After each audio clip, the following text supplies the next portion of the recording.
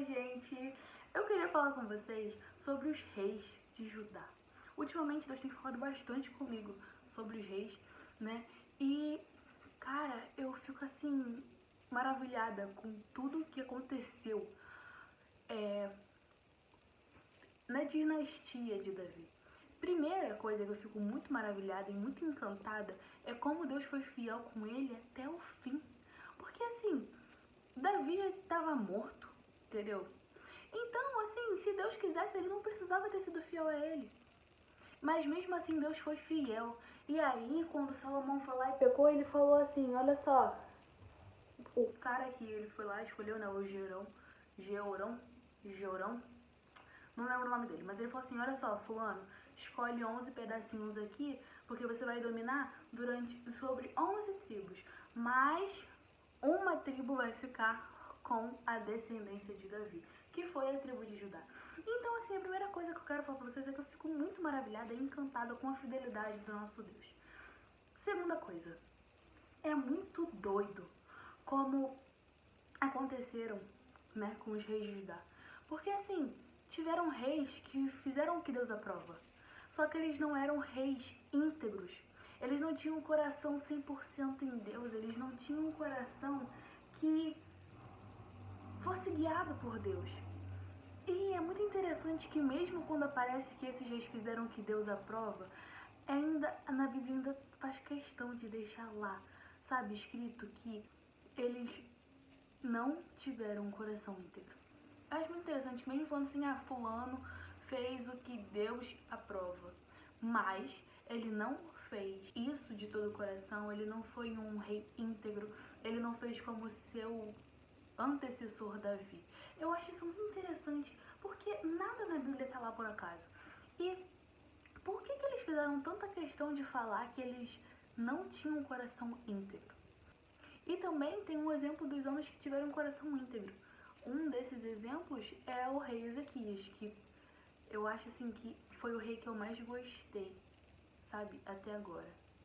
E se a gente for perceber, esses homens que fizeram o que Deus aprovava, mas não tinham um coração íntegro, eles permitiam que tivessem altares idólatras no peito do povo. Eles não acabavam com os postes de Aserá, eles não acabavam com os templos de Baal, eles permitiam. Era aquela coisa mais tipo, tô seguindo a Deus, então tudo bem, o povo fazer o que eles querem, sabe? Eles eram tolerantes. Já os reis que foram íntegros, os reis que, caraca, cara, foram um exemplo de coração íntegro, de integridade e de coração reto e focado em Deus, esses reis, eles fizeram o contrário. Eles quebraram todos os templos de Baal, eles cortaram todos os postes de Aserá, eles acabaram com todo e qualquer outro deus, de barro, de metal, de qualquer coisa. Eles fizeram questão de queimar, de fazer virar pó. Isso é muito interessante, a diferença entre um e outro. A diferença, que a gente pode até usar outro vídeo, né? Os níveis de como um foi tão radical e de como o outro não foi nem um pouco radical, de como o outro só ficou na sua zona de conforto. E isso é muito interessante porque quando você tem um coração íntegro, inteiro em Deus, para você queimar postes, derrubar templos, queimar deuses, não é algo tão difícil assim, sabe? É algo que no final vai te trazer prazer e alegria. E eu acho muito interessante que, por exemplo, né, o rei Josias, o rei até Ezequias, teve até um outro rei que eu lembro que o povo chegou até a lamentar e chorar muito pela morte dele, eu acho que foi Joás. Não lembro, mas aí eu edito e boto aqui pra vocês verem depois. Eles fizeram o que era certo aos olhos de Deus, eles tiveram um coração íntegro e isso não fez com que parasse neles. Sabe, o coração íntegro deles não foi só para eles, o coração íntegro deles fez com que toda uma nação e todo um povo se voluntariasse a ir até Deus.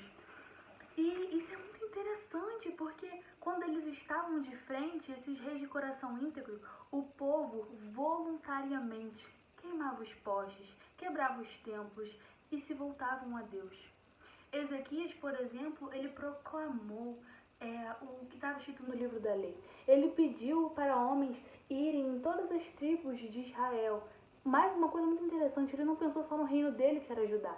Ele pensou também em Israel, que eram os irmãos dele. Ele pediu para eles irem em todas as tribos, procurar por todos os homens, para que eles proclamassem o que estava escrito no livro da lei, para que todos tivessem a oportunidade de se arrepender. E é claro que tiveram algumas tribos que se arrependeram, se redimiram, se humilharam e se juntaram a Ezequias na festa da Páscoa, que foi até para um dos motivos que ele chamou essas pessoas, né, que ele pediu para irem proclamar os livros da lei, para eles voltarem com os antigos costumes. Mas também tiveram outros que rejeitaram, que zombaram e que riram da cara deles. Mas o mais interessante é que ele pensou em todos. Um coração íntegro não faz a gente pensar só na gente. O coração íntegro faz a gente pensar como Deus. Sabe? Eu não tô falando que a gente vira Deus, tá? Antes que alguém pense que a gente vai virar Deus, Deusinho, nem nada. Mas, quando a gente tem um coração íntegro, a gente quer saber o que Deus tem no coração dele.